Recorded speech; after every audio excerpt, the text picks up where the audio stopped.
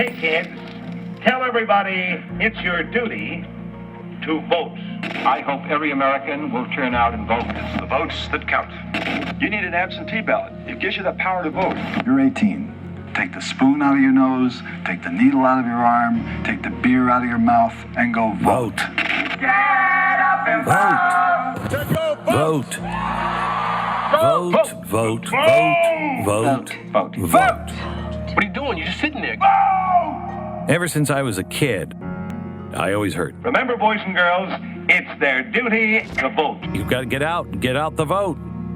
Your vote is important. Important. When the light is gone. You have the power. Show the world how strongly we believe in freedom, how strongly we believe in our country, I have fallen victim. how strongly we believe in democracy. What you have chosen, what you have made of me.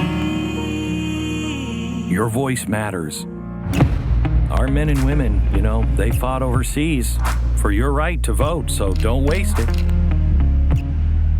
Look, Iraq's free now because of us, because they can now vote. That one nation is in shambles. Because nobody has the right to vote. I will stand tall. Vote for a farm. Vote for rejuvenation. Vote for normalcy. Vote for future. Vote a leader. Vote for mourning. Vote for a gentler nation. For people first. Ross for boss. Vote for country first. Vote for change. Change. At this defining moment, change has come to America. Has anything changed? I still wonder then, suppress despair. I will stand tall. Since we were little kids, we learn America is special, and it is. We do hold the power here, not some dictator or tyrannical murderer. We have the say. It's a privilege to select the man I want in each office. Hope that in some way my vote can affect the future. Or do we? Does our vote even really matter? Because elected officials have come and they have gone. Surely as water will wet us and fire will burn, no matter who's elected. Look, global unrest, chaos, terror, and slaughter always return. Our founders never intended for this to be the way our country is run. But the radicals and the progressives slowly began chipping away at that firewall. Bit by bit, they went underground into the bowels of the chasmic bureaucracy that they helped create. I don't know if we'd ever really realize how real this deep state was if it wasn't for Ukraine. We've uncovered the people, the organizations, the government programs that has been built to operate completely outside of official channels and hidden from you. It's beyond them not caring what you want. They don't care what the person you voted for even wants. And this country, this world, it has to stay on fire for them to see it through. The world is being molded into their ideological fantasy. When the president shined a light on Ukraine, it uncovered one of the shadow government's biggest success stories. But here's the problem. The shadow government overstepped. And through the impeachment inquiry, they're slowly being unmasked one by one.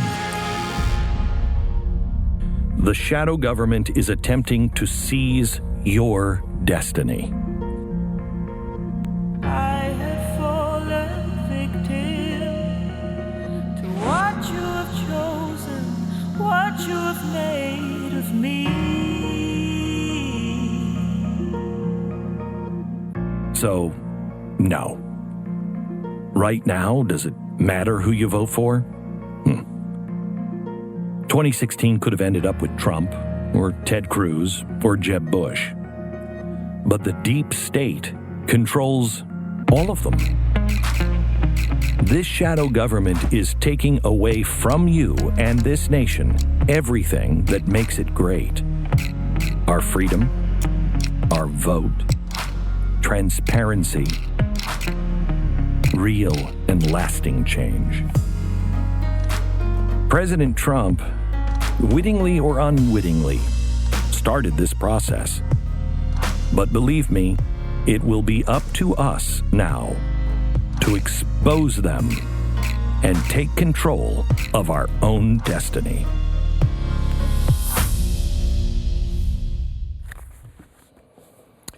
Hello, America. Well, it started today. The impeachment circus, wall-to-wall noise and narrative. I watched some of it today. My head was about to explode because I know what you're about to know. How do you cut through all of this crap? Adam Schiff today, at the end of his opening statement to begin the public impeachment inquiry, said this. Benjamin Franklin was asked what kind of a country America was to become. A republic, he answered, if you can keep it. Okay. The fundamental issue raised by the impeachment inquiry into Donald J. Trump is, can we keep it? Okay, got it. Adam Schiff thinks President Trump is threatening the existence of the republic. But how about a few John Adams quotes thrown in there as well? Because they seem even more relevant. Adams said, our Constitution was made only for a moral and religious people. It is wholly inadequate to the government of any other. Also, liberty cannot be preserved without a general knowledge among the people. And facts are stubborn things, and whatever may be our wishes, our inclinations, the dictates of our passion, they cannot alter the state of facts and evidence. You're not going to see a lot of fact or evidence from the impeachment trial, but tonight, you're going to get a lot of it. The case that the Democrats are making against President Trump is straightforward and very simple for the simple-minded. It's made for a society made up of people that they think you are, simpletons.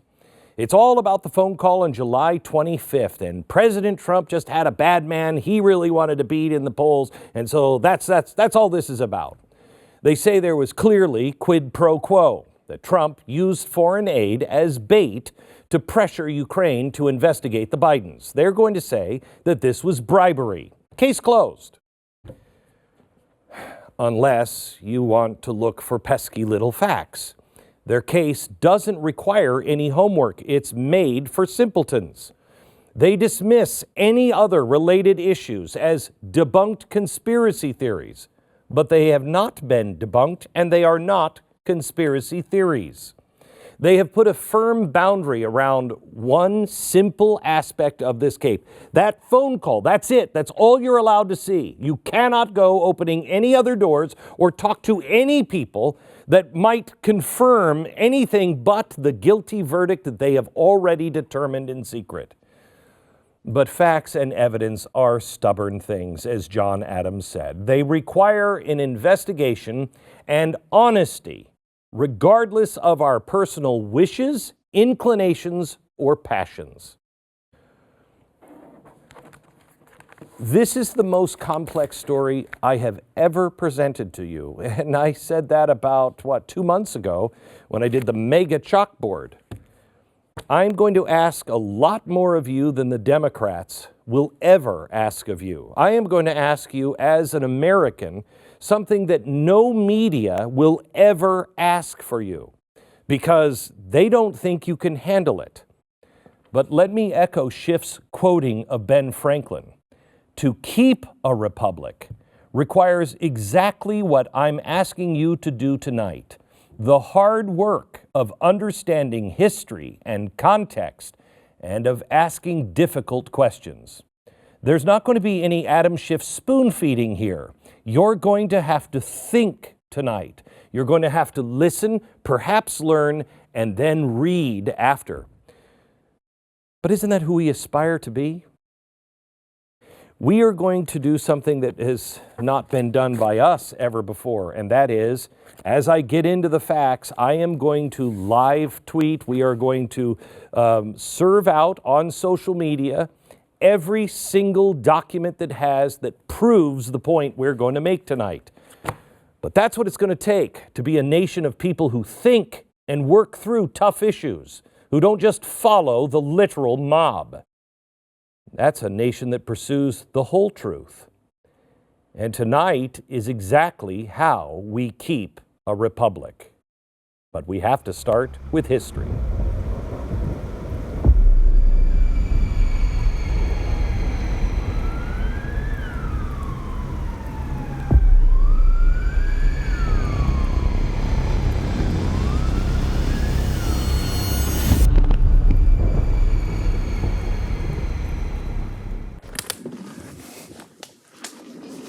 Going Beck, Democrats Hydra.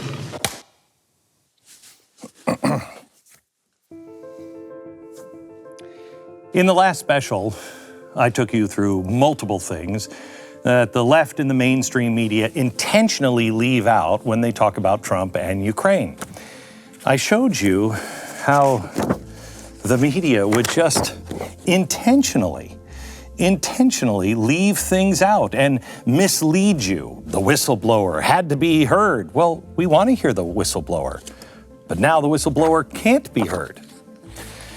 Over the last couple of months, have you wondered why Ukraine, of all places, has dominated the news? Who knew that the US was so closely involved? And now, here we are, dealing with these people.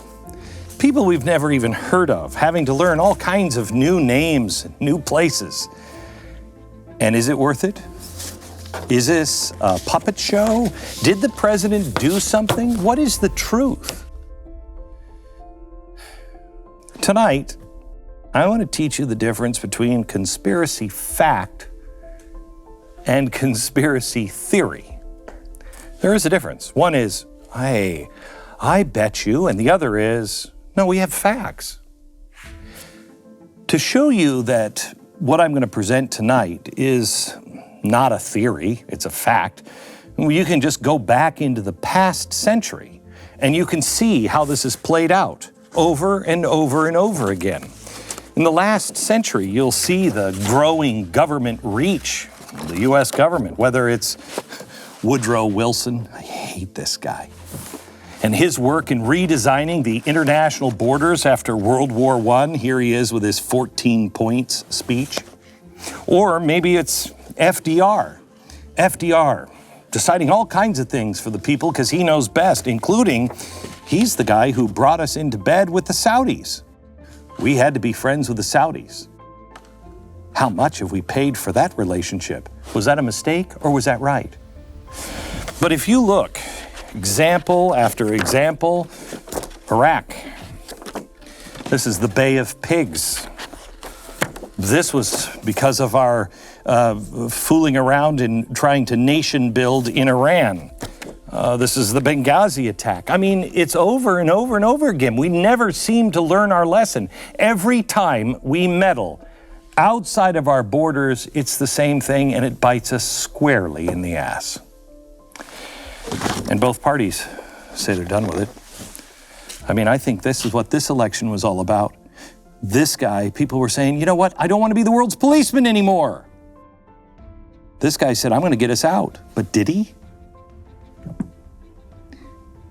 People who say, I don't want to meddle in other people's business.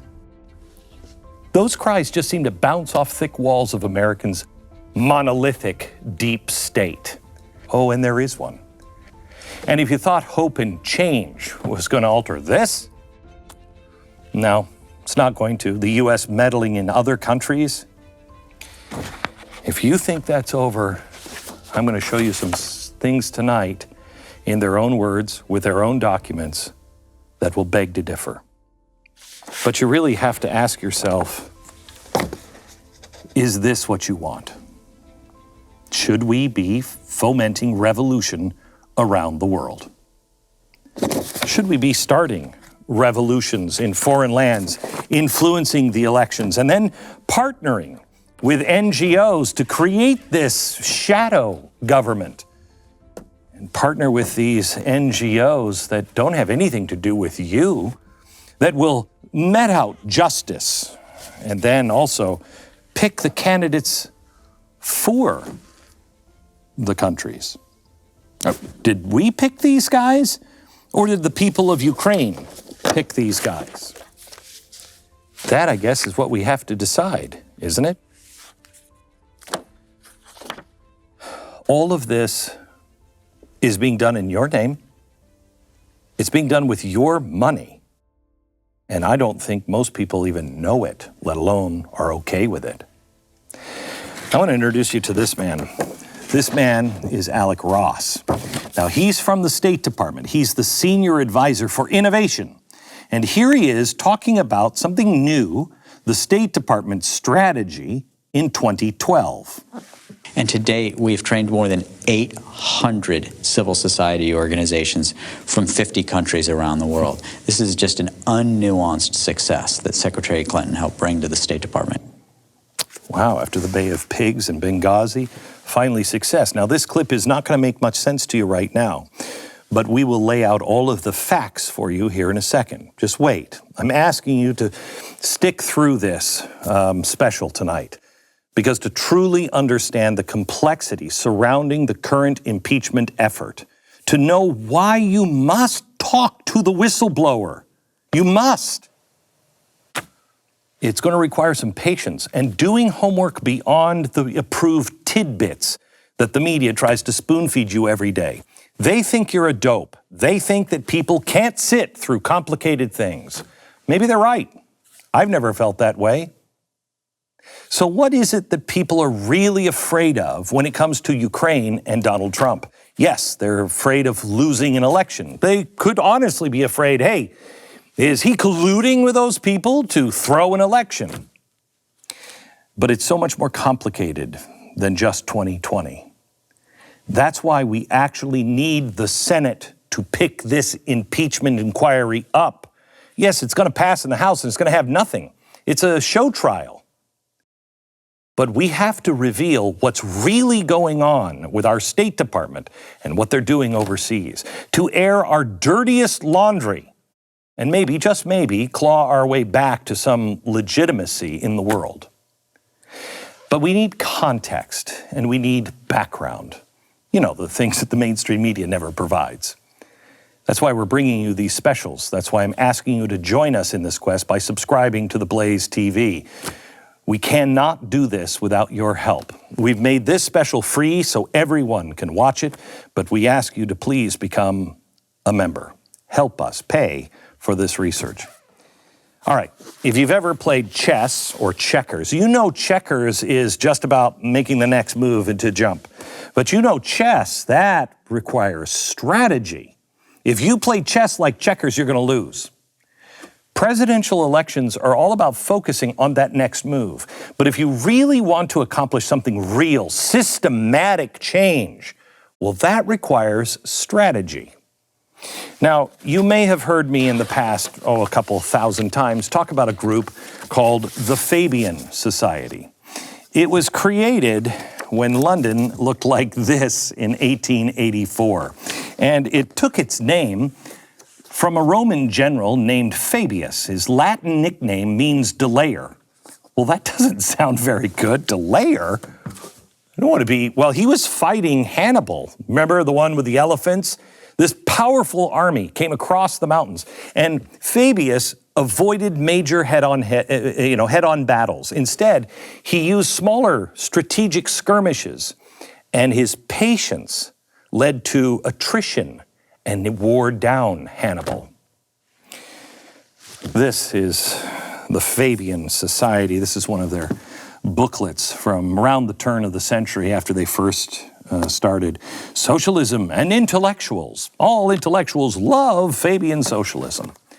In their very first pamphlet, they declared, "For the right moment you must wait, as Fabius did most patiently when warring against Hannibal. Though many censured his delays, But when the time comes, you must strike hard, as Fabius did, or your waiting will be in vain and fruitless. Has anybody thought the socialists are starting to hit hard? One of the Fabian Society, a socialist society's symbols is this. It's a tortoise. And you know the story of the tortoise and the hare. It represents their overall strategy in converting a government to socialism incrementally over time, rather than just trying to do it through a violent revolution. The motto that always went with the Fabian tortoise said, "When I strike hard." The Fabian Society, their coat of arms is this. It's a wolf in sheep's clothing, which represented the Fabian Society's method. I mean, gotta hand it to them, at least they're being honest about their deception, I guess. We've talked about this several times. This is the Fabian Socialist window. It's a stained glass window, the Fabian window designed by an early Fabian member that everybody loves. Oh my gosh, George Bernard Shaw. He's a playwright. He's a genius. He's won all kinds of awards. We should celebrate him and do all of his plays. The guy was a monster. This is one of his first books, Intelligent Women's Guide to Socialism and Capitalism by George Bernard Shaw.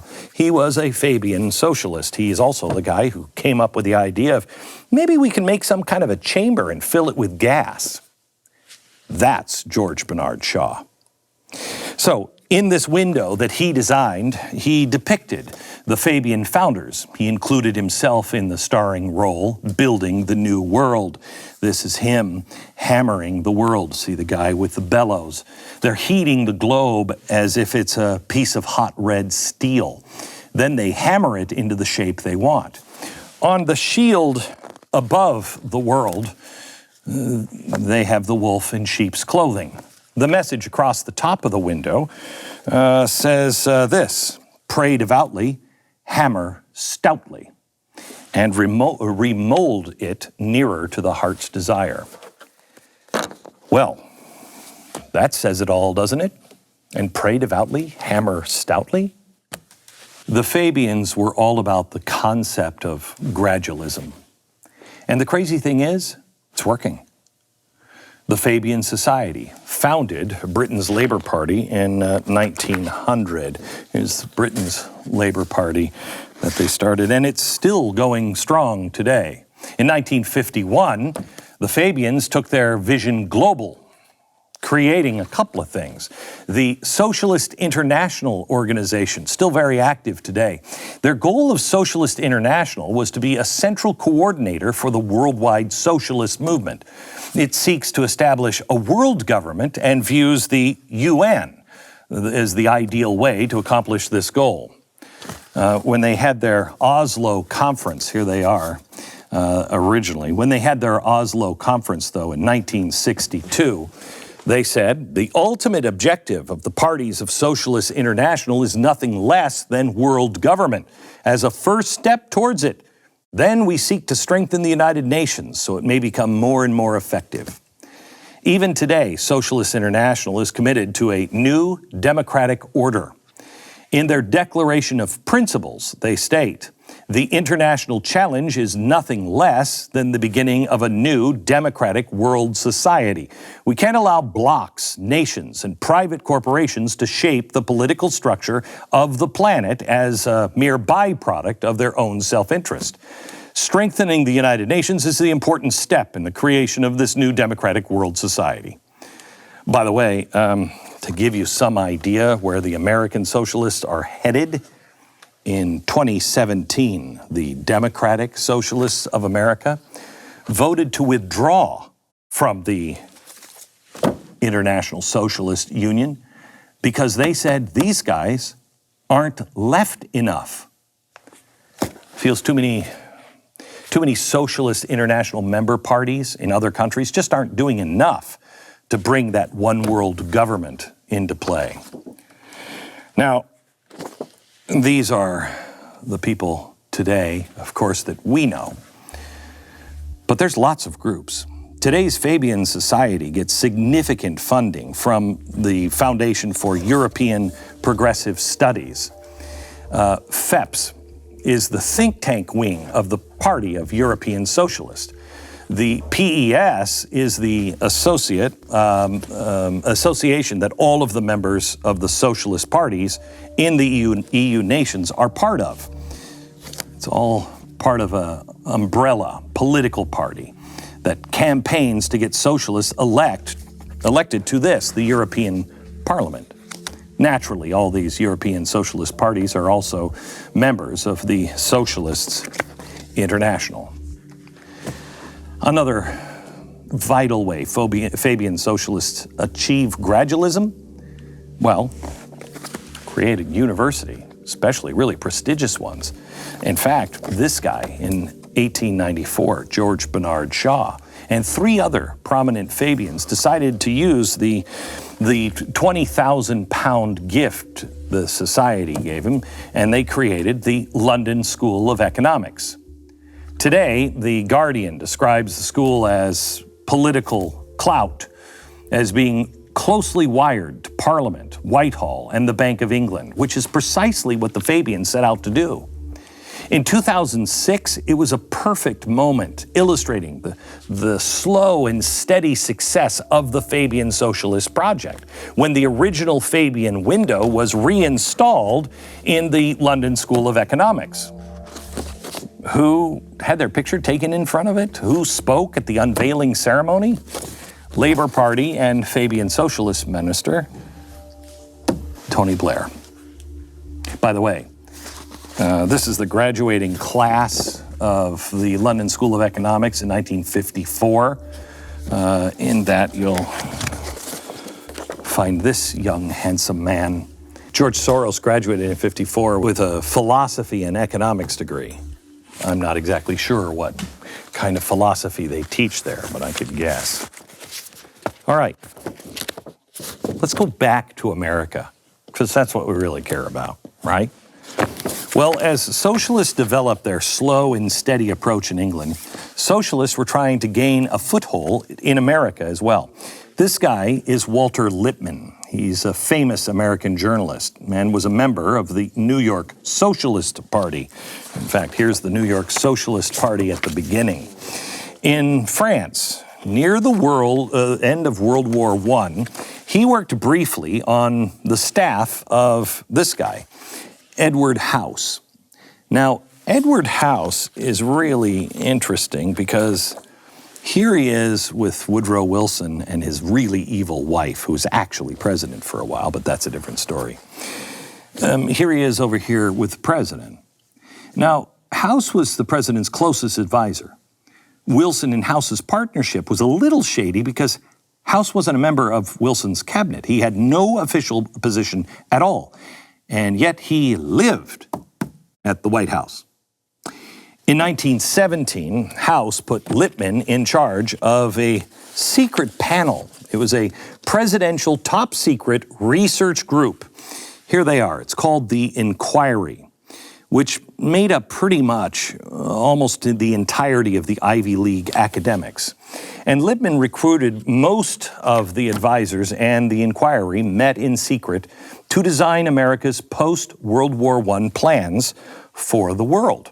While the Inquiry was hard at work, Wilson wrote this to House, quote, "When the war is over, we can force them," meaning the European allies, "to our way of thinking, because by that time they will, among other things, be financially in our hands." Holy cow, that sounds pretty evil. In December 1917, the Inquiry sent Wilson a report which detailed how the U.S. could use money as a weapon for a diplomatic offensive to manipulate Europe when the war was finally over. In January 1918, Wilson worked in a room alone with Colonel House, and together they worked directly from the Inquiry's report to type this out. This is Woodrow Wilson's famous 14 points. This could be considered the birth of the deep state.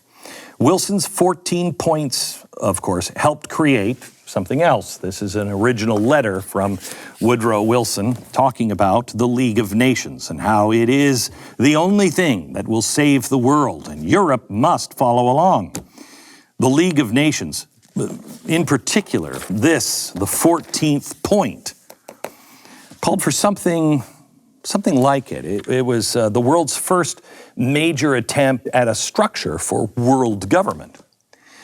Well, Wilson took several members of the inquiry with him to France for the Paris Peace Conference. Here they are in Paris, France, and here is the Paris Peace Conference. Now, Lippmann, as part of the delegation, when the conference was over, the inquiry members returned to the U.S. and created this. Oh, here's where it gets conspiratorial. The Council on Foreign Relations. It would be an organization of American diplomats and other government officials. Here they are. Here are the government diplomats. Here are some other officials. Here's some bankers. Some high-level journalists, a ton of academics were there. I mean, it was all of it. It was supposed to be nonpartisan, of course. The stated aim of the CFR would be to develop and influence government policy. So it was outside of the government. In other words, just to continue doing the work that was set out by the inquiry. The official history of the Council of Foreign Relations is even called Continuing the Inquiry. Conspiracies. All right, over time, the CFR would prove to be the perfect marriage between academia and the media to affect government policy.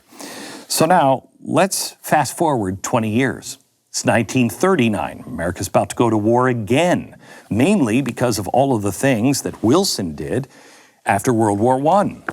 But this time FDR is president, and he's a Wilson admirer, the most socialist-leaning president in American history so far.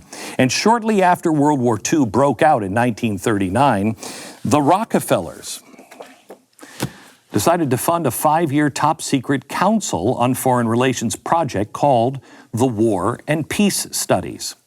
Now, at that time, the State Department was still relatively small, and with a war on the horizon for the U.S., the Council on Foreign Relations saw a golden opportunity. The CFR proposed that this top-secret research project would shape American foreign policy, just like the inquiry had done under Wilson. So over the next 5 years of the project, the War and Peace Studies Group produced 682 memos for the State Department. All of them were marked classified at the time. The State Department marked all of the documents classified. Neither party wanted it to be known that the State Department was collaborating with some outside group. All right. 2 years after the top-secret War and Peace Studies project began, the U.S. government formed another tight partnership with people from the outside. FDR wanted an organization that would campaign against isolationism that was dominant across the country at the time. And isolationism, was it isolationism as we think, or is it just like, can we stay out of everybody else's business? This was months before Pearl Harbor. So he needed help shaping public opinion in support of the war, just in case. Well, his wife was helped. Eleanor Roosevelt, she was named honorary co-chair of the new organization called Freedom House. Whoa, who doesn't love that? It's like the Patriot Act, except in a house. It was funded by the U.S. government, yet somehow classified as a non-government organization. How's that possible? This is just the first instance of an NGO getting U.S. funds, your tax dollars, doing the will of the State Department without you knowing about it, and it wouldn't be the last time. The first 2 years of World War II were, let's just say, very busy for FDR and the State Department, since the League of Nations had obviously failed its primary mission, And it looks like our meddling led to another war. The State Department started working on a plan for a New World Organization in 1931. FDR even sketched out the UN structure while he was meeting in Tehran. That conference happened in 1943. And the Council on Foreign Relations, those members, well, they worked on a top secret war and peace studies project, and they also attended the Dumbarton Oaks Conference in 1944, where the United Nations was designed. Oh, it was great. I think this is them in 1944 here. When the UN officially began a year later, one of the leaders in designing the UN Security Council was this guy. He's a Norwegian socialist. His name is Trygve Lie. I don't know. What do I look Scandinavian? He was also elected as the UN's first general secretary. Oh, wow. A socialist. Score another win for the Fabians' gradualism strategy. So obviously, the UN had stuck around, and it's been here long enough to become bloated, corrupt, and ineffective, just like all big governments throughout the world's history. Big surprise, it's been very bad at preventing wars. Progressives, regardless of nationality, they don't really understand this about human nature. You can't legislate wars from happening. It also turns out that people aren't really interested in a world that is run by one world government. One size does not fit all. Individual peoples like their independence. So, the European Union. What are we going to do? How did that happen? Well, the European Union was, let's take it down a notch before we fold everybody into the UN, because nobody wants to be ruled by somebody, on the other side of the sea. So the European Union slowly formed after the end of World War II. Again, just trying to be a buffer against the extremist nationalism that wrecked their countries and their continent through two major wars. This is when Paul-Henri Spaak, he is a Belgian who was the driving force behind the formation of the European Union. He was, believe it or not, oh my gosh, here he is, as a member of the Socialist Belgian Labour Party. Sensing another trend here? Socialists and progressives love the idea of centralized controlling bodies to run everything through their hand-picked experts. And they don't like it when people try to wiggle out from under their control. Oh no, no. Just look at the Brexit chaos in England. But back in 1947, deep state had been burrowing in for over 3 decades. It was developing its own culture and agenda. And that meant that the State Department wasn't necessarily in step with every president. For example, President Truman, he recognized the new state of Israel in 1948 against the State Department's wishes. In fact, they told him, "You're not going to do it. Harry, don't do it or we'll destroy you." Oh, that sounds familiar. The State Department preferred a United Nations trusteeship, which would create a Jewish and Arab province in Palestine, but no official states. Well, with the exception of Israel, here he is with the Israel celebration. With the exception of this, everything became about nation building in the State Department and using the UN as much as possible for international cover and using, at the time, communist containment as justification at home. Americans have always been isolationists, but not in the bad way. We don't want to be the world's policeman. We've had that tendency since we came here, unless we're deliberately attacked. But for the next 70 years, our government rarely reflected the will of its own people in foreign affairs. They just kept doing it.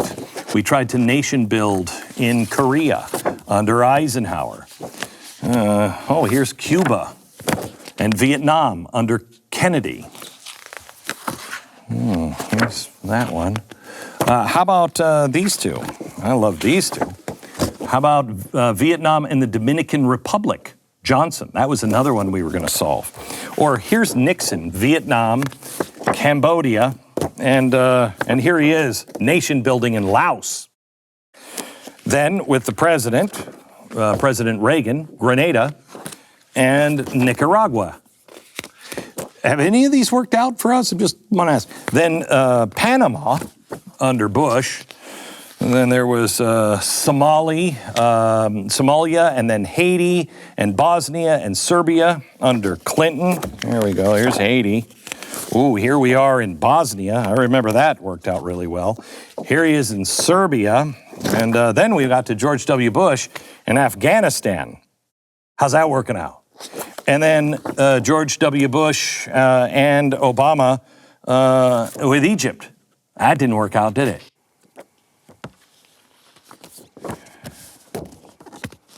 How come all these presidents are doing the same thing? It's not working out, ever. Ever. It's not working out. How come we're doing the same thing? Why doesn't this ever change? You don't have any new ideas? Oh, I'll show you in a minute. Oh, we have new ideas. You're going to love them. Let me take you to 1983. The U.S. government formed a new organization that would be like Freedom House, except on steroids. They called it NED. Who doesn't love NED? The National Endowment for Democracy. Again, funded by the U.S. government and even subject to congressional oversight. Yet it still insists on calling a NGO for some reason. Don't ask me how that works. But NED acts as a grant-making foundation, giving your dollars to private groups in other countries with the purpose of promoting democracy in those countries. NED's board of directors, they are great people. There's Carl Gershman as president. Now, who's Carl Gershman? Don't worry, he's just the former executive director of the Social Democrats USA. Yeah, the other main socialist part in the U.S. is Gershman. He's still the president of NED today. For the deep state to survive, longevity and tenure is key. So when they created NED, it was approved by Congress, and one of its founding purposes was this: promoting non-governmental participation in democratic training programs and strengthening democratic electoral processes abroad in cooperation with indigenous democratic forces. Wow, that sounds like a fancy way of saying, I don't know, revolution and election interference. But it goes on. When Congress reauthorized NED a few years later, there was additional mandates. And it's this one, that NED consult with the State Department on any overseas programs it funds prior to the commencement of their activities. Wow. So if you're tracking with me, the National Endowment for Democracy, supposedly an NGO, even though it's fully funded by you, coordinates with the State Department before it starts any of its overseas activities. Perfect. Let me show you some. By 2008, our nation building was not working, especially when it came to Afghanistan and Iraq. That's when we got our first community organizer in chief. President Barack Obama. Oh my gosh. Now Barry, later known as Barack, he rose through the political ranks in the same wolf in sheep's clothing mold of the Fabians. Distract and dazzle with hope while delivering tons of change. Oh, he was all over. Overseas, we obviously needed a change of strategy because it wasn't working. Here, the panel's report assails the CIA for failure on Iraq weapons, the 7 deadly sins of failure in Iraq, and of course, we all know that picture.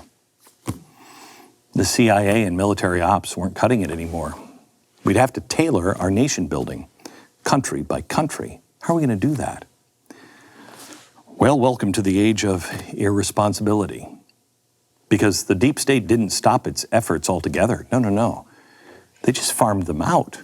They found a better way. That way they don't have to be responsible. The military would pull back, and we'd use a private military company like Blackwater. State Department pulls out, and we'll use those NGOs.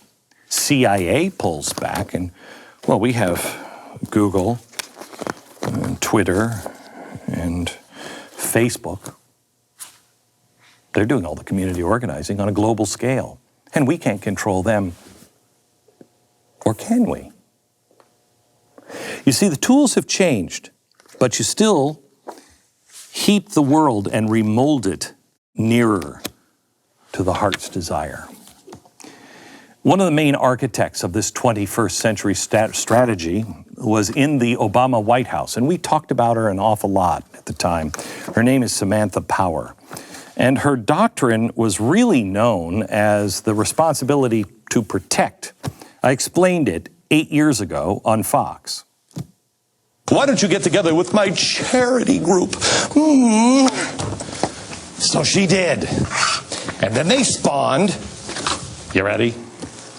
The Global Center for the Responsibility to Protect, which gives us the responsibility to protect doctrine, which sends us into Libya. Isn't that weird? By the way, Open Society, only one of two of the foundations that bankroll this whole idea. So, it was her idea that George Soros creates a foundation that gets this whole responsibility to protect thing through the very same doctrine that was used because she has his ear. I wonder who has his other ear. Uh-oh, I remember now, her husband. So the U.S. military action in Libya is based on this. And this is what, these are all the very diverse people that got together to say, back fall, hey, by the way, we should do something about democracy in Egypt. Will that work out for us? Libya? Deep state is not a conspiracy theory. This is a long tale, okay? And they're not meeting like Spectre in some little secret society room. But it is an ingrained culture of unelected officials who have their plans set and they work to fulfill their goals, regardless who the president is. Bush, Obama, Trump, doesn't matter. That's the deep state, a vast bureaucracy built over a century on the backs and shoulders of the elite, the progressive, the academic ideology, creating a sustained culture like that slowly over time is much more effective than some short-term conspiracy that, if you could put it together, pull it off. This is the old Fabian Society methodology. The idea that it just takes time. They didn't stop after the disaster with Benghazi and Libya. No. They changed course. The overall through line here, continuing in what we're going to show you in just a minute, is this elite class of progressives, academics, socialists that are slowly heating up and molding the world, heating it up. They're pushing for socialism by touting democracy. They are funding radical groups to overthrow governments overseas. And they are ready to swoop in to help shape new governments along the lines that's closer to their heart's desire. And it's all being done in your name with your money. Now, you want to get to the facts? Don't listen to anybody who can't show you the original documents. Don't listen to anybody on this impeachment hearing or any of this stuff, any of it, unless they have the facts, unless they have the documents, unless they have it in their own words, unless they have them on videotape, which is what we do. And I'll show that to you next.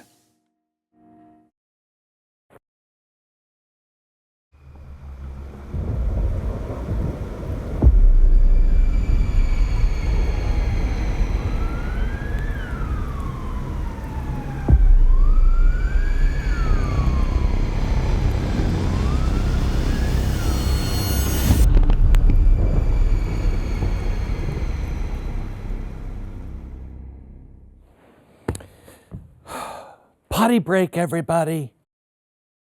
We're now to the point to where I can talk to you about conspiracy fact and what Ukraine and this impeachment is really all about. Tonight, in the next few minutes, I will prove that the U.S. State Department is in collusion with the intel community and NGOs, non-governmental organizations, with NGOs, and they are working to foment revolution all around the world. I will also prove to you the name of this is not Hydra. The name of it is Civil Society 2.0. I'll show you its birth. The main non-governmental partner is George Soros. The documents that you will have in your hands in the next few minutes will prove these things without a shadow of a doubt. The whistleblower and other witnesses that Democrats refuse to call are involved in Civil Society 2.0, and they are being protected by the Democrats in Congress. And the goal of civil society is to create a shadow justice system, rewrite constitutions, and pick elected leaders. They're doing all of this stuff without the people's knowledge, without your knowledge, which I contend is the biggest crime, the biggest high crime and misdemeanor. And the conspiracy to not only commit this crime of changing constitutions and fomenting revolution, but also to keep that secret is why a hearing must go to the Senate, where they can call all of these witnesses. Tonight, as we're going through this, every piece of evidence that we have, all of the documents, all of the emails, all of the videos, all of it will be released during this program on social media in real time during this broadcast. So as I pick up a document, you will have it as well. All of this is being done in your name, in secret, without your consent, and with your hard-earned money. The goal, as stated, is to create, in the name of democracy, a shadow justice system that will prosecute who they want to be prosecuted and who will clear the way of any co-conspirators. They also want to rewrite the Constitution and to pick the elected leaders in these countries. So let's begin here. 2 items that keep popping up in our research. And they keep popping up with the left and Ukraine, and they're used interchangeably. You'll see them in the government documents that we will release here in the next few minutes. The aid packages, and even by the activists that are rioting in the streets all around the world. And they are these terms: civil society and open society. These 2 phrases are used by this global shadow government to mold the rest of the world into a socialist theme park. And again, being done in your name without your consent or vote. That's a pretty wild charge. Well, let's show you how they do it. They use civil and open society groups to instigate violent regime change. No, I'm sorry, that's not right. Not violent regime change. What is it that they... Because I remember hearing this during the Arab Spring, when everybody was out on the streets, and they don't use violent regime change because that's too scary. They call it, spontaneous, indigenous, popular uprisings. Now, when we were looking into Ukraine, we were primarily focusing on the timeline after 2014. We knew the coup had brought forward some new possibilities for the Obama administration. And, they were primarily what we were focused on.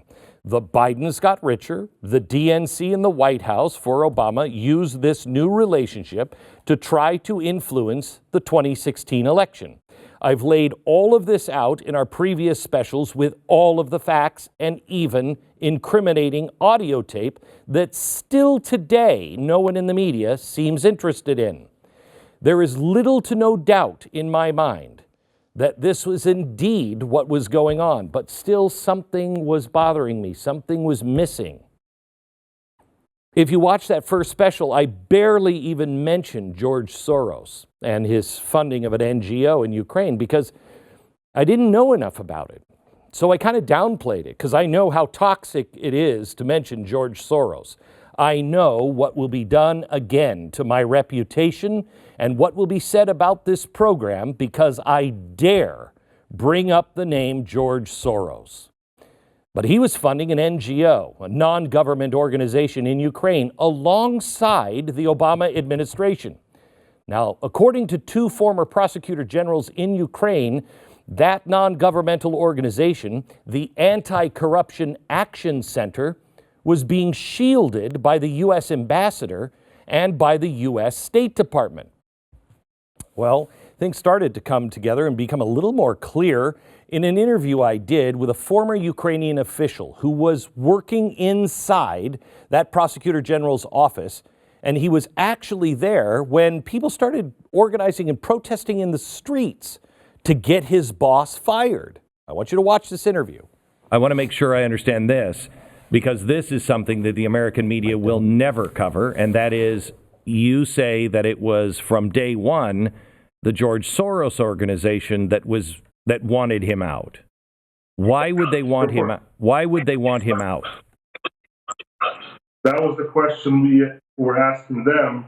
We came out to the protesters. I was the one who actually coordinated the communication with the protesters on his behalf, on the prosecutor general's behalf, asking, look, guys, what happened? What is the story behind your protest? We're ready to cooperate. Let's go in. We'll show you what's needed. Let's get involved together. You are the NGOs, your non-government organizations. Let's cooperate together and fight corruption.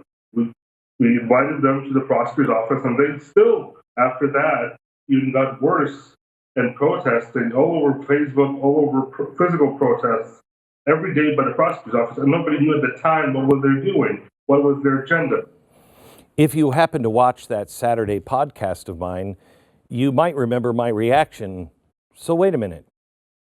You didn't know what they were doing? Because that's what he said in the last part. The prosecutor general's office had no clue what the agenda was from this Soros-funded NGO. All they knew was that there was this massive coordination of people on the streets and social media. He specifically cites Facebook, and that they were protesting in the streets. All of this despite the Ukrainian government reaching out to this Soros organization, offering coordination and help. And never a specific charge or accusation as to what they were so mad about. This part of the story sent our research into an entirely new and different direction. And this direction is dark and deep. The Obama administration had been working in tandem with George Soros, supporting his NGOs, going all the way back to the months leading up to the Ukrainian coup in 2014. In 2013, just before the coup, Soros International Renaissance Foundation was their primary financier. But the U.S. Embassy was also strangely giving them tons of money. From 2014 through 2017, basically until Trump became president, the two main sources of funding came from George Soros and the Obama administration, your tax dollars through USAID. Now look at 2018. The Trump administration halted the money from USAID. But look who stepped in to fill the spot and the extra weight. Soros. He doubled down, and the U.S. Embassy resumed their funding role just as they did back before the 2014 coup. So why is the embassy, and by extension the State Department, working directly and funding George Soros? What do you and I have to gain from this? Well, let me ask you this. Have you noticed where all of the people that have been called to testify against Donald Trump in the impeachment inquiry have come from? All of them are career diplomats. They were all privy to what went down the months leading up to the Ukrainian coup and everything that went down from then up until Donald Trump. And this includes, if the rumors are correct, the whistleblower, whom every single person in Washington believes is Eric Ciaramella. Ciaramella is a CIA analyst, and this is why he is so important to this storyline. He was on the National Security Council during the Trump administration as a Ukrainian expert. He was later kicked out of the White House for leaking information and pushing Russian collusion hoaxes. He also worked directly with the DNC operative, Alexandra Chalupa, who is tasked with working alongside the Ukrainian embassy here in the U.S.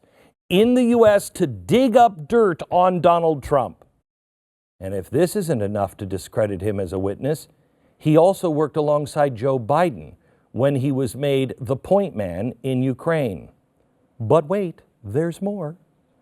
It became all too painfully obvious why Adam Schiff, 5 days after our first special, said, oh, you know what? We don't need to talk about this guy. In fact, everybody keep his name quiet. Before, everybody needed to know this whistleblower. Let me ask you why all the State Department officials, the CIA, NSC staffers, so scared of Donald Trump poking around in Ukraine. What are they afraid of revealing? I wonder. Does it have anything to do with the financing of some of these groups, like the Soros-funded NGO? I pointed out in my mega chalkboard that the Ukrainian prosecutors claimed to have evidence that over $7 billion had been misappropriated. Is it this part? Is this part of it? Because if this is part of that missing $7 billion, that would kind of be important here, wouldn't it? It would also be relevant if the people currently involved in the impeachment were dealing with these funds that were being given to groups like the Soros NGO through our State Department, through the embassy. That would be kind of important. Well, that's an answer I can't officially find, but that is an answer that Donald Trump was asking on that phone call July 25th, and it must be answered in the Senate trial. But I want to show you what we did find. This is an email chain, and it's going to be sent in social media right now. This email chain was released via a Freedom of Information Act request. The first email, starting down here, is from the alleged whistleblower, sent to all the heavyweights within the State Department that were working on Ukraine. The entire email has been redacted. All of it is gone. Whatever Ciaramella specifically said, the State Department will not release that. They do not want you to know. But the final email in the chain reveals the overall context. Obama administration dollars going through the U.S. Embassy via USAID. See, that's what the one guy, Christopher Anderson, said. Embassy Kyiv, coordinated with our U.S. aid mission folks, will have detailed input tomorrow. Why do I know the name Christopher Anderson? I know who Christopher Anderson was. That name sounds familiar because he was the guy testifying against Donald Trump at the impeachment inquiry 2 weeks ago. They're all connected, and the coup is on. But still, it begs the question, what really is going on? It can't be just about Ukraine, can it? And why? Being that U.S. funding to Soros-backed groups began in 2013, we started looking beyond our initial timeline. We noticed one name pop up again and again and again and again, and that's what cracked this for us. His name is Alec Ross. Ross was appointed to the State Department as a senior advisor on innovation to Secretary of State Hillary Clinton. He first started popping up on our radar screen in Ukraine in late 2011. I'm going to show you some things. This is Ross at the U.S. Embassy in Ukraine on a fact-finding mission where he was, quote, learning about the local status of internet freedom and discussing Secretary Clinton's 21st century statecraft agenda. Oh, I'm going to go into Clinton's 21st century agenda more in just a bit. But basically, it boils down to an observation that the Obama administration had regarding the state of the world as it was beginning to undergo these massive, massive changes, technological changes in infrastructure, mass media and communications changes. These changes were all occurring at the same time. This could provide advantages to somebody if they were willing to take advantage. Well, you know what? I'm going to show you some videotape. Let me have Ross describe it. This is Alec Ross addressing the U.S. Embassy in Ukraine, October 2011. Watch. And the force and effect of all three of these paradigm shifts taking place at one creates a moment of remarkably disruptive change. And for those of us that work in foreign policy, the change that I would argue is actually most significant goes to this issue: power. Wow. Disruptive change. Some might describe this as chaos.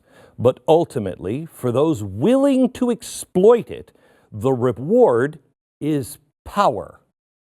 Now, for most of us, no matter which side of the aisle you're on, I thought we all pretty much agree that regime change and stoking chaos is not really what the American people are into. But this is exactly what was going on under the Obama administration, and it is going on tonight. And it's all being done in your name. You cannot be held guiltless after tonight, because now you know. Hillary's State Department was bastardizing a plan that actually began a few weeks after Obama was elected in November 2008. It was an initiative that actually came from the Bush White House called Public Diplomacy 2.0. Its stated goal was to enable people in other countries to combat violent or extreme ideology, more specifically, Islamic radicalism from Al-Qaeda. So the State Department invited a bunch of tech-savvy people from all over the world to show them how to network and how to launch social media campaigns to counter radical ideology. But just a few months later, elections have consequences. Obama was elected, and the new administration under Hillary Clinton changed Public Diplomacy 2.0 to Civil Society 2.0. Remember, that's the leftist catchphrase I told you about? Civil society is often used interchangeably with open society. That's the George Soros thing. The spin is that we're just making these groups that want to rise up and make their countries more free, more open, and more democratic. But what it really means is we just want to turn this country towards leftist politics. And what's entirely ironic that everybody seems to miss is the only way they can make these countries more free and open is by creating systems that give the people in the State Department and George Soros more control, and they do all of it in the cover of secrecy. Again, here's Alec Ross on what Civil Society 2.0 was doing and how they were actively training groups to mobilize through social media. Watch.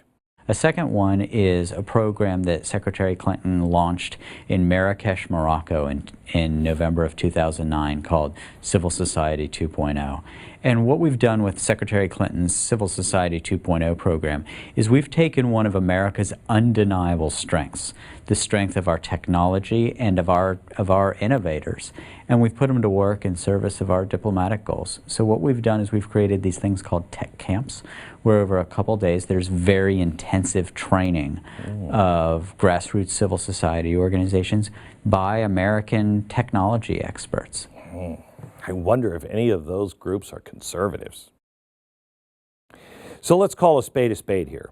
Civil Society 2.0 was training ground for the foot soldiers of what began to be known as indigenous, which they're not indigenous, they're being trained by us, spontaneous, not spontaneous, we let them loose and tell them here's when you go, And uprisings. Yeah, they are uprisings. And if you're curious as to what civil society or open society groups should be advocating, I can guarantee you it's not the U.S. Constitution. Well, let me have Hillary Clinton herself tell you. Here she is speaking this year on civil society organizations. Like putting a price on carbon pollution and using the money to fund clean energy and to send dividends back to working families. That would lower emissions and raise incomes at the same time. Not to mention weaken petro-dictators like Putin. Or taxing net worth instead of annual income, which would reduce inequality and provide the resources needed to make major new investments in infrastructure, education, and health. We should explore how to make a universal basic income work in a way that preserves dignity and a sense of purpose. And we need to reform corporate governance and break up monopolies and oligopolies. Okay. Was that Bernie Sanders or Elizabeth Warren? No, that was Hillary Clinton, right? I thought she was the moderate one. Carbon taxes, a wealth tax, basic income, universal basic income, and breaking up companies and banks. That's something that I thought only the far left of the Democratic Party wanted. The Clintons are the mascots for the establishment. So does that mean that when they say, oh, we got to find somebody mainstream, that it's just finding somebody who will say all those things when they're running, but they actually believe in all of these far left policies? Is that now part of the establishment of the Democratic Party? Yes. And I know this is what, many people have believed. They talk about moving to the center, but they're not moving to the center. They are only moving to the center when they talk to you, a voter. This is them talking to the elites, and their masks are off. But the bigger point here is that when they use words like civil society, open society, and spreading democracy, what they really care about is all of the leftist socialist ideological items that they all have in their speeches, which I want to make very clear. If your position as a politician is socialism, and you're going campaigning on it like Bernie Sanders, and people vote for it, hey, that's cool. But if this is the policy of the State Department, unbeknownst to the people, and it is the State Department's policy, even if the people vote for somebody in the opposite direction like Donald Trump, well, that means we don't really have a republic, that the voter's voice doesn't really matter, that the president is nothing but a showpiece, and it doesn't matter who you elect. This is the policy now of the State Department, because anyone who gets in their way, including the president, they will destroy. That's why this is all a secret. Well, no, it's not actually a secret. It's all out in the open, but they have the press to cover for them. Civil Society 2.0 came to Ukraine in 2011. Alec Ross and his tech camps commenced shortly thereafter, teaching native activists and NGOs how to mobilize and carry their online presence to the streets. I want to show you a video that was taken inside of the Ukrainian parliament in November 2013. Now, this was before the Ukrainian uprising ousted the former regime. Watch carefully.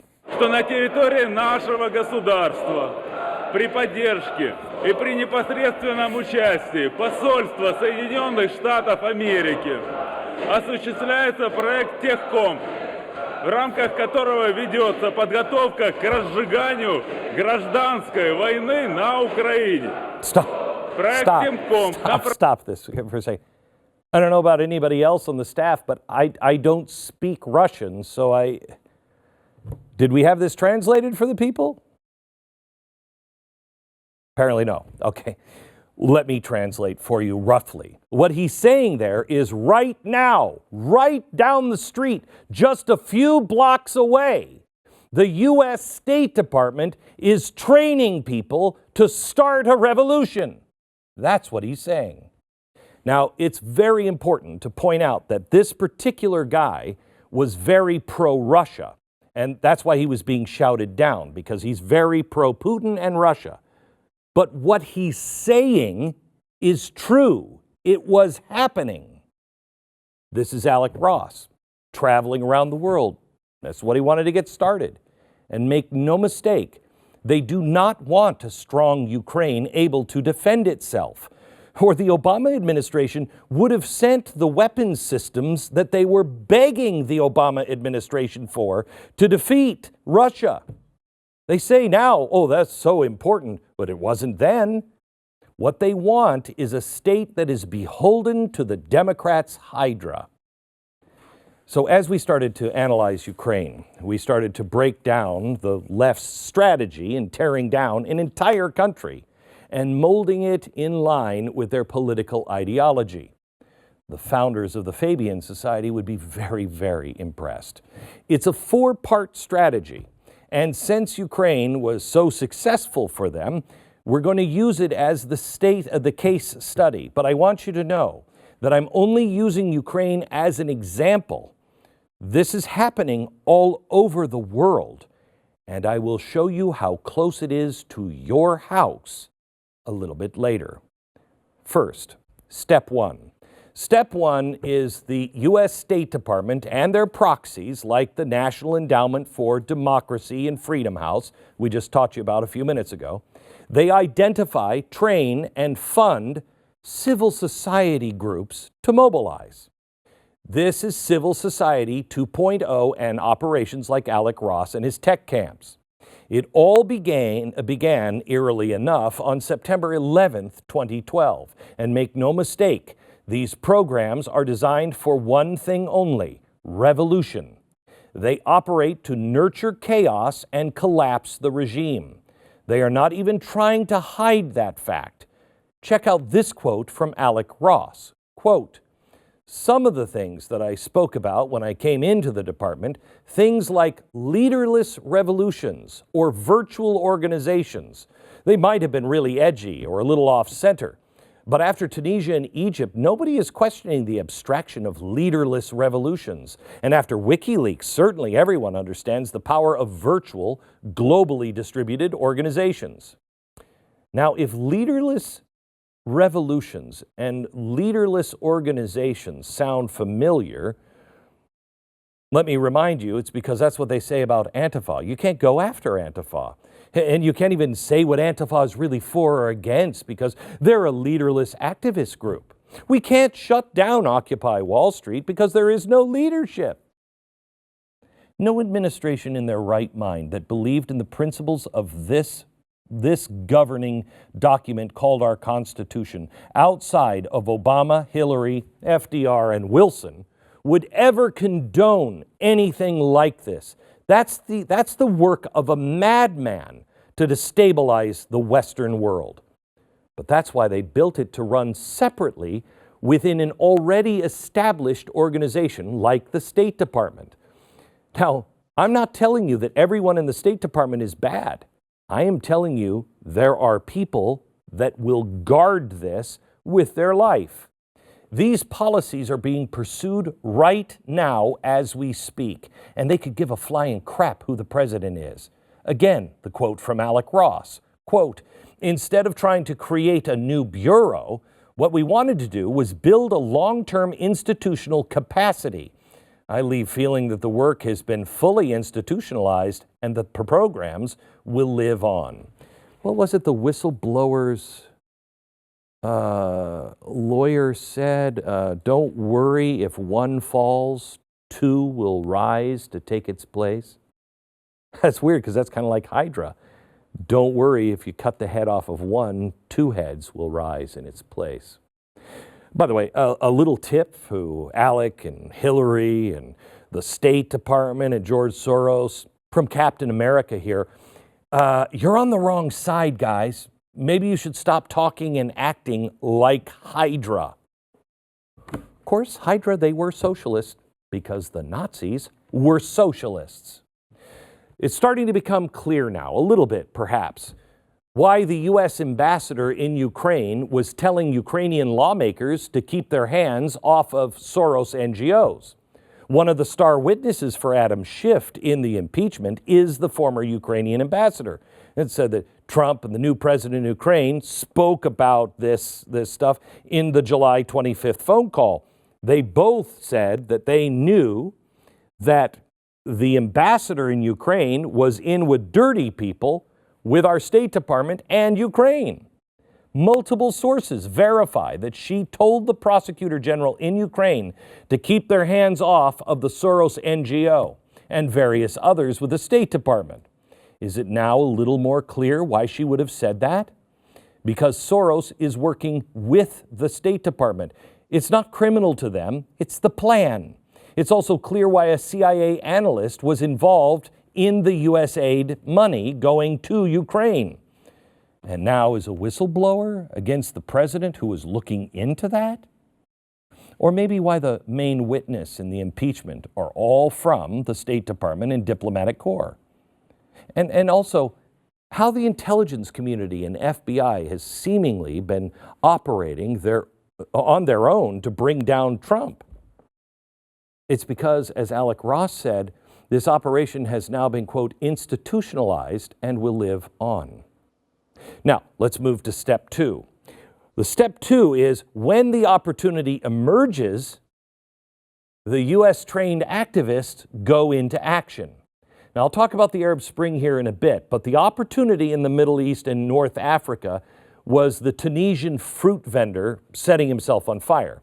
For Ukraine, it was when the former president decided to side with Russia over the European Union. That's when all the people that Alec Ross and the State Department had trained went into action on their cue. Because step three is the State Department and their proxies actively support the opposition. Well, this is going to make you laugh. It's so obvious. Under Obama, this was the actual administration policy. But now this happens regardless of the elected administration's policy by the institutionalized deep state. This institutionalized policy is what all the witnesses are talking about in the impeachment trial. Trump is a threat to the institutionalized policy that they have going. And they will not stop doing this policy, no matter what president says, no matter who the president is, unless this is revealed and the American people say, enough. Now, as activists and protesters and riots began to overtake the streets in Ukraine, here's Victoria Nuland. She's the Assistant Secretary of State for Europe and Eurasian Affairs. She traveled to the Ukraine 3 separate times during that uprising. In December 2013, she was even shown here handing out cookies to the revolutionary activist in the streets. The problem is sometimes the revolutionaries are good, sometimes the revolutionary is bad. It doesn't matter to this organization. That same month, I want to remind you, John McCain showed Obama's regime change policy was a bipartisan effort when he went to Ukraine to meet with the Ukrainian opposition. But let's not forget, this is the same John McCain that went over to Syria to meet with the terrorists who later became ISIS, when the administration used this very system to try to overthrow Assad. You want to know why we're there? This is why. The National Endowment for Democracy reported that it spent over $3 million of your tax money in Ukraine for this. In fact, here's the document. We'll be releasing it now on the internet. The question is, this report has been scrubbed from their official website. Why? Why was it scrubbed? And when will the people learn that the internet is forever? Their funding included more than $30,000 to George Soros' Open Society Foundation. Again, it begs the question, why is the U.S. government helping George Soros? What is their ultimate goal here? The answer to those questions lie in the final stage of this plan, which is step 4. Once regime change has occurred, infiltrate the new government with hand-picked civil society leaders. Now, the Assistant Secretary of State, Victoria Nuland, the one that was handing out the cookies, She was caught red-handed in a leaked phone conversation that we have, discussing how the government needed to manipulate who would become the next Ukrainian prime minister. And surprise, surprise, that man ended up getting the job. But even though they'd been publicly outed manipulating the affairs of a sovereign nation, they didn't stop. They doubled down. We already know that the State Department and the Obama administration as a whole were working to protect a George Soros-funded NGO called the Anti-Corruption Action Center. Soros and the Obama administration were specifically using them to target Ukraine's criminal justice system. Remember, the idea is to have a shadow justice system that could go after the guys who are standing in your way, good or bad, and to protect the people who are on your side. But the coordination didn't stop there. Newly released emails obtained by Freedom of Information Act request shows near weekly communication between Nuland and Soros. This is an email chain from June 1st, 2016, and it shows Soros setting up a call with Nuland for one of their scheduled updates. The next email chain, just a week later, initiated by Soros' organization, details how the State Department and Soros were actively working together on projects relating to Ukraine's criminal justice system. And I want you to look at this and see if you recognize any of the oh, there's the name of the whistleblower. Isn't that crazy? It's like this guy had his hands into everything. The State Department, the NSC, the CIA, the DNC, all these operatives, Joe Biden, and now George Soros. This is the reason why Adam Schiff and the Democrats are scared of naming the whistleblower, because his fingers are on everything here. There's no way this man can testify in an open forum. I just hope he's not feeling sad or suicidal. The president should put an order out to protect this man from those people in this deep state. They have to make sure that this man never testifies.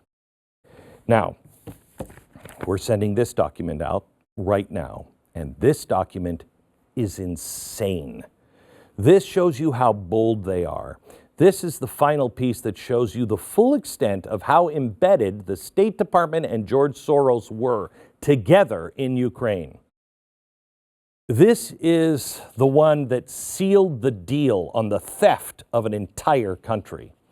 This is a leaked document that was actually written by George Soros personally. It's signed by him in the end. He actually says, a self-appointed advocate of the new Ukraine. This is his comprehensive strategy for the new Ukraine. In this paper, Soros identifies the institution that need to either be set up or targeted by his group and the U.S. State Department. The first one is the National Anti-Corruption Bureau that needed to be established. Well, they got this one done right away. They got that done in the beginning. It's also relevant to point out that this relationship bore fruit for the Obama administration as they pressured the Bureau to investigate Manafort. They later hit a home run when they illegally released information implicating Manafort in the Black Ledger. It doesn't mean Manafort isn't guilty of something. It just means illegally release that information, which kicks the Russian investigation into overdrive. Now, why did I say illegally release the information? Because a Ukrainian court convicted the head of the Anti-Corruption Bureau. You know, the first thing that Soros said they had to do. They convicted the head of that group for doing it and interfering in the U.S. 2016 election. It's interesting that the establishment of the Bureau was part of Soros's plan, and they were directly coordinating with the Obama administration. And it's the head of this organization that is caught on tape bragging about how he worked to discredit Trump on behalf of Hillary Clinton. If you missed that tape, you'll find that in episode 1 of this series. By the way, convicted in a court of law for interfering in the U.S. election, but our media has absolutely no interest. Now, 2, He talks about judicial reform, including the appointment of new High Council of Justice. You got to get rid of all of these people that won't play ball. Then 3, rewrite the Constitution. That's game, set, and match. Control those 3 areas along with an ally in the presidency, and the country was theirs. But Soros had a problem. As he notes in this document that you will have, the newly elected parliament, they call it the Rada, was slowing down his master plan by having the audacity of insisting, get this, on a pesky little thing called transparency. But not to worry, there's more than one way to skin a cat.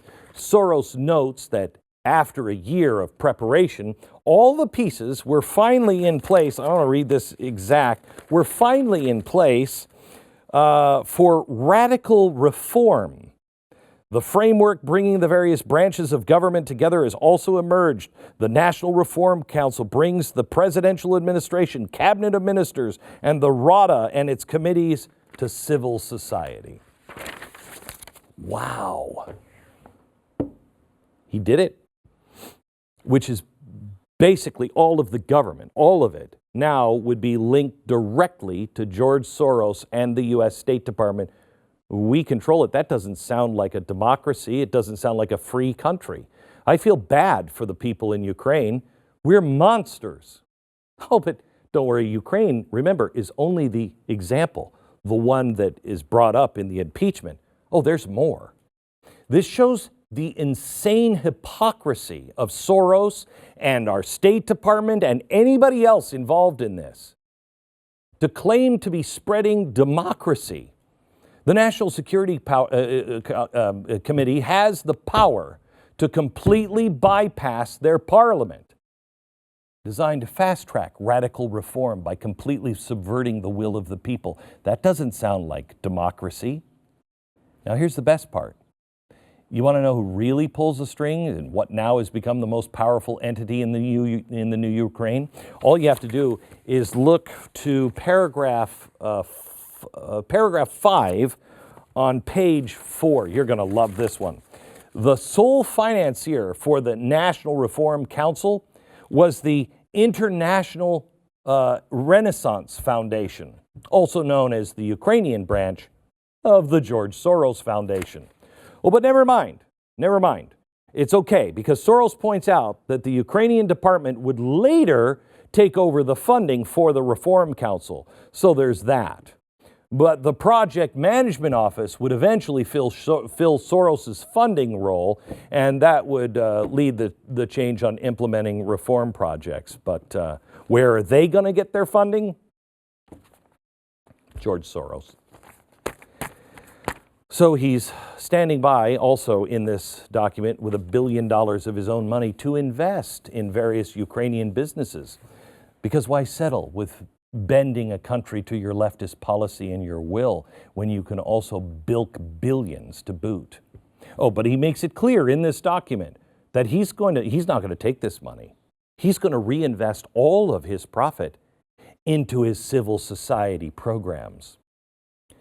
Obama was right. Sometimes you have enough money. Soros doesn't want any more money. If I can quote Alec Ross, he wants more power. It is hard to grasp the concept that someone could start revolutions, collapse countries, inflict pain beyond our imagination, and be considered a criminal in many countries in Asia for what he's done. But this is what he's about.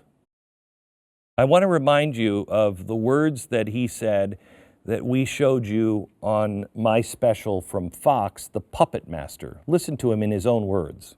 When you try to, let's say, improve society, you affect different people and different interests differently, and they are not actually commensurate.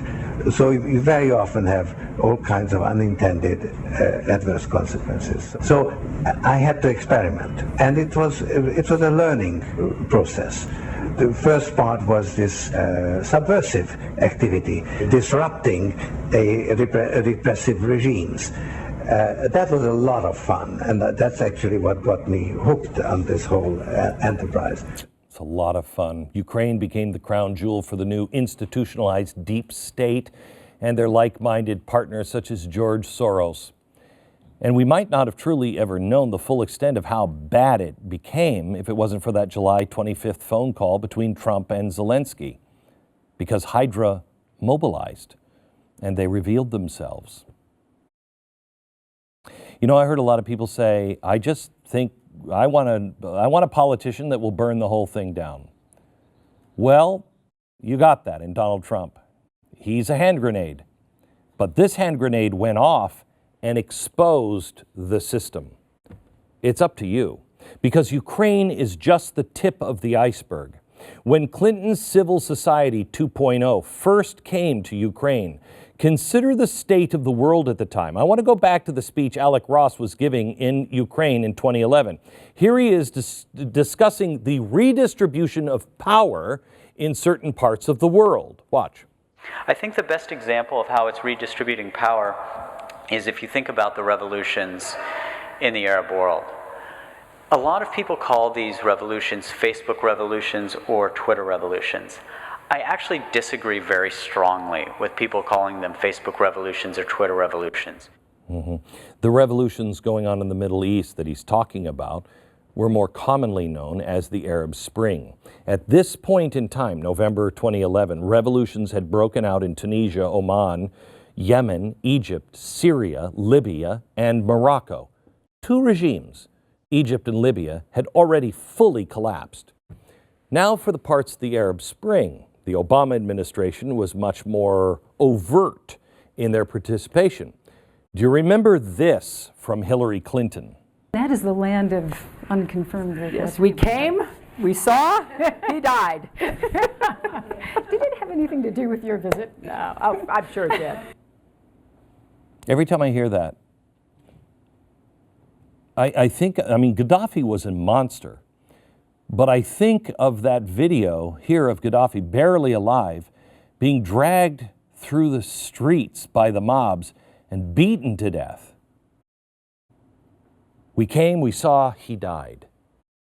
Can you imagine being responsible for that and laughing about it? It's almost as if, well, the subversive stuff is kind of fun. Clinton, the State Department, who do they answer to? They don't answer to me. They don't answer to you. They don't even answer to the president. Libya still hasn't recovered and would eventually become the country with the largest ISIS presence outside of Syria. Syria, Libya, dumpster fires right now. Don't forget, that was also about Benghazi. What was the State Department doing in Benghazi? They were shipping guns to Syria. This is all part of it. Alec Ross, the Alec Ross shop within the State Department were at ground zero right from the beginning. They were training NGOs and rebels in both countries and providing communications technologies to enable them to coordinate. This was going down while the Arab Spring was in full swing before the meddling began. Oh no, that began long before. Civil Society 2.0 began in November 2009, and it is no coincidence where they chose to kick it off, North Africa. Remember what this program is intended for, what it's designed to nurture: revolution and regime change, as they did in Ukraine. They identify civil society groups, they train them, they fund them, they show them how to mobilize. Just a few months later, the White House initiated secret meetings with officials from the State Department and the CIA. The meetings were led by Dennis Ross, the senior advisor on the Middle East, Samantha Power from the National Security Council, and Gail Smith, the director of global development. Well, they developed something. It was an 18-page classified report, which the Obama administration dubbed Presidential Study Directive 11. Now, the Obama administration issued 11 study directives in total, the vast majority of which have all been declassified. But all we know about Presidential Study Directive 11 is that it had to do with, quote, political reform in the Middle East and North Africa. An official with knowledge of the classified report said this to the New York Times, quote, "Whether it was Yemen or other countries in the regions, you saw a set of trends.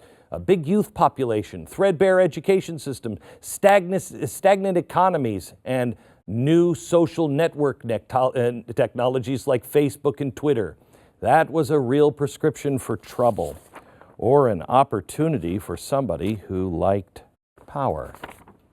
Could I just ask, is this why Facebook and Twitter and Google have hired so many Democrats, high-ranking Democrats, people who specifically, many of them came from the Clinton administration, Hillary Clinton's State Department administration? Are they just an extension of the State Department? By the way, these are questions. This is not anything I can prove. I would just like to know. Because did you know that the original seed money for Google came from the CIA? What are you getting in return for that investment? By the way, these are all questions, not a theory, not a conspiracy fact yet. But why is this report still classified? Again, a question. I can't prove this because only the president can have this released. But is there an office in the State Department that was traveling the world training these big youth populations at the time in revolution and regime change in the months before the Arab Spring began? Because we know it's doing it now. Is this the birth of it? Civil Society 2.0 arrived in the Middle East and North Africa in November 2009. Presidential Study Directive 11 occurred in August 2010. The Arab Spring kicked off 4 months later. I want to make a personal plea to President Trump.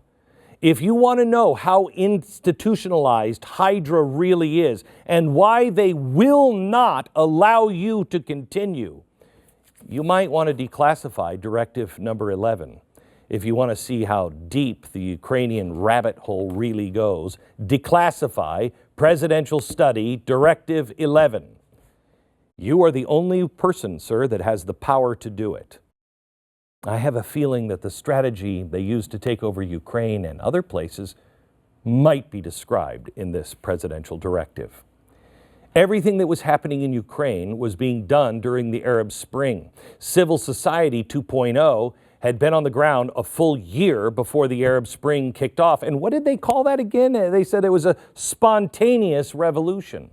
U.S. dollars then began to flow to the protesters on the street.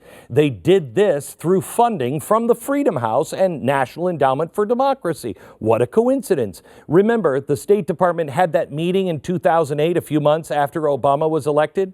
Yeah, you know who was there? The Egyptian activists that brought down their countries? Yeah, they were at that conference. They were, quote, taught to use social networking and mobile technologies to promote democracy. This is a leaked State Department diplomatic cable where they confirmed the participation of the Egyptian activists in the 2008 meeting in New York. It's now going out online. It also reveals that the U.S. Embassy in Egypt was putting pressure on the Egyptian government in support of the street protesters. And just as in Ukraine, the Egyptian regime buckled under the new weight of these new tech-savvy global community organizers. All three stages that would later be used in Ukraine were pulled off to perfection in toppling the regime in Egypt. But then it fell apart. What about stage 4? Infiltrating the criminal justice system. It was a little harder in Egypt because the military had an iron grasp on the government. So how did they plan on getting around that? Well, exactly what George Soros proposes in his documents. You just rewrite the Constitution. Let me show you this. It's a Reuters article written right after the regime fell. It describes who was involved in rewriting Egypt's constitution. Look who's in charge. Quote, civil society groups had already produced several drafts and a new constitution could be ready in a month. The main group in charge was the Arabic Network for Human Rights. Come on, guess who funds them? Soros.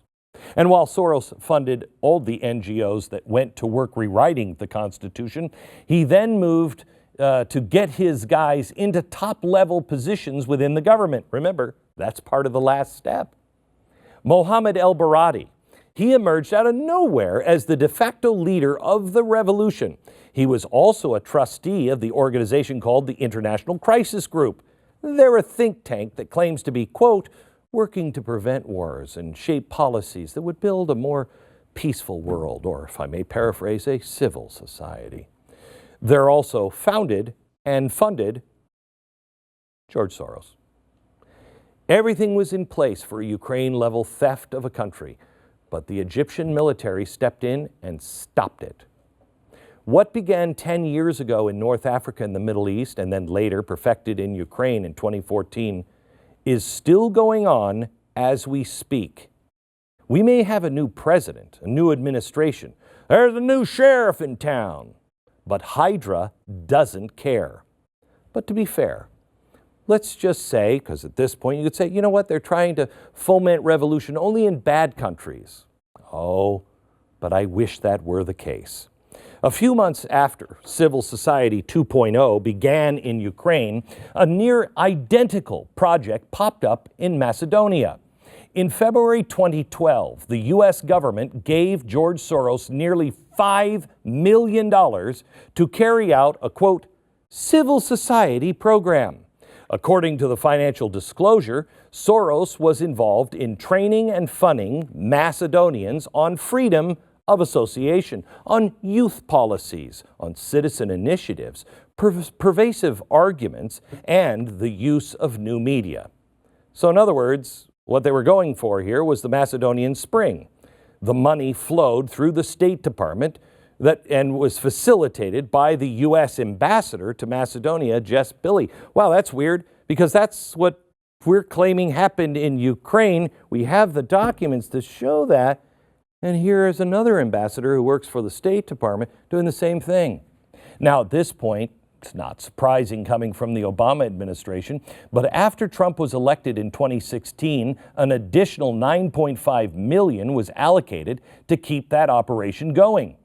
Judicial Watch has done some digging on this, and they've interviewed several Macedonian officials to find out what the hell is our State Department and Soros up to. See if it sounds familiar. May I quote, the groups organize youth movements, create influential media outlets, and organize violent protests to undermine the institutions and policies implemented by the government. One of the Soros groups funded the translation and publication of Saul Alinsky's Rules for Radicals into Macedonian.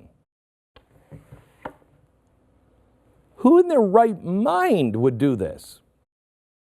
What did Hydra have against the Macedonian government at the time?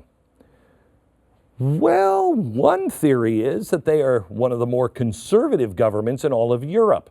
They had the lowest flat tax on the continent. They had close ties with Israel. They were strongly pro-life. They also had recently built a border fence to try to deal with their immigration crisis. The State Department was attacking this government and going through George Soros with your money. It was so bad that it prompted Mike Lee to write an official letter to the ambassador asking, what the heck are you doing? This wasn't the official policy of the government. No, this is the institutionalized policy of the shadow government. And as it happened, time and time again since all of this began, violence, riots, chaos were the consequences of that shadow policy. By the way, I talked to Mike Lee about this. The U.S. ambassador remained in Macedonia until a few months ago. There was never any explanation as to why he left. There was no entry on the official embassy website. He just suddenly wasn't there anymore. When I talked to Mike Lee before this broadcast, he told me that he had received what the State Department might classify as answers, but Mike said his questions were never answered to satisfactory conditions. Spontaneous, indigenous, popular uprisings. Check the newspaper today, if any newspaper is still in print. They're breaking out. And the fingerprints of civil society 2.0 and George Soros is all over them. They're following their 4-point plan country by country. I challenge you, everywhere violence is erupting, try to find one that isn't related to these programs, the groups, the people that I've shown you tonight. Let me give you one. The violence in Chile. It continues to boil over. Chile is one country in South America that actually has seen economic growth by adhering to open and free markets. It's now spiraling out of control. More than 15 people have died in this revolution. And you know what sparked the chaos? Wasn't somebody setting themselves on fire, no. Civil society groups hit the streets in Chile due to a 3-cent cost in public transportation. An increase of 3 pennies? Really? Chile's free market government has been a target of Hydra for a very long time. But Civil Society 2.0 began setting up their TAC camps in Chile November 2010. From the press release, quote, goals of the program include increasing regional civil society organizations, digital literacy, sharing information, building networks, and matchmaking like-minded individuals to organizations. Is anyone doing this that's actually pro-freedom? We are way behind, guys. It always reads the same, and regime change and chaos in the street always follow. And those like-minded organizations and individuals included people like this woman. Her name is Javiera Lopez. She's one of the lead organizers out in the streets. She's also the national political counselor for a far-left social political party, socialist, called Democratic Revolution. Their top demands, as seen in this tweet, is to force the rewriting of the Constitution. Gee. Where have we heard that before? The State Department, Soros, Hydra, that is called Civil Society 2.0. A year after Civil Society 2.0 began training activists in Chile, Democratic Revolution formed to organize the, quote, activities of the student movement. Today, they're leading the charge in the same way Egyptian activists overthrew the Mubarak regime. But none of it would have been possible without the financing of George Soros and his Open Society Foundation. And your money. Billions of dollars of your money. Soros was there from the beginning and continued funding through at least 2015. Now they're poised to overthrow one of the freest market economies in South America. And they're taking down country after country after country, one at a time. The strategies of progressive leaders in the past of establishing large governing bodies such as the League of Nations or the UN or bending continents under their ideological boots is largely over. Why start from the top when you can conquer fragile regimes one by one? And if you happen to think this really doesn't affect you because it's only happening beyond our borders, I've got some really bad news for you. Countries like Ukraine, Macedonia, Egypt, Yemen, and Chile are much easier to heat up, destabilize, and then cast in your image that you want. You can place allies in the criminal justice system. You can do deals with their leaders to fast-track legislation. You can't really do that here. Or can you? Is it a coincidence that leftists are being trained here in the U.S. by Soros groups? Is it a coincidence that our DOJ, FBI, CIA, all of this has been so badly damaged in reputation, and corruption is at such high levels? I've never seen this before in my country. And our Constitution is constantly discredited and undermined, and no one really even is taught it anymore.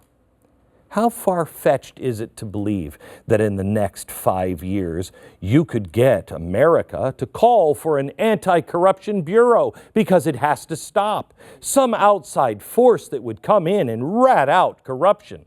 How hard is it believed that protesters and leaderless organizations could rise up to create instability and demand a few changes be made to our Constitution?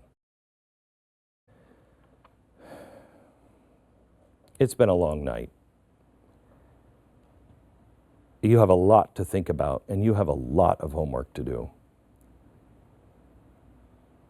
But I beg you to do it.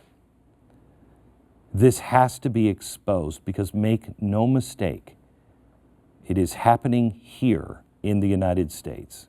They are skipping for now the federal government and going state by state, county by county, city by city. The same tactics they've been employing all over the world have come and are coming to Main Street, USA.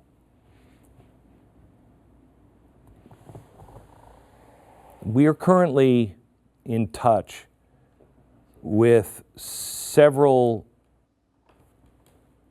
state agencies in multiple states that over the summer tipped me to something that they were looking into, and it is civil society 2.0. It is well organized and well financed, and it's way beyond anything you might have ever heard before. It is horrific. I didn't understand what it all meant until the impeachment and until we started putting this together. Now I understand. You will not be able to keep this republic if you are not well informed and if you put your personal desires aside. If you like Trump, you don't like Trump, it doesn't matter. If you want to hold on to that republic that our founders gave us, you must do your own homework. And I urge you, there is so much misinformation and disinformation and out lies. Please look for actual documents where you know the source of where that came from. Share all of this with your friends. After the holidays, assuming the investigation at the states are finished, we're going to do our next special on Hydra in your neighborhood and what is happening here. And we will only bring it to you when I can share the official documents with us. That special, hopefully, will air in January.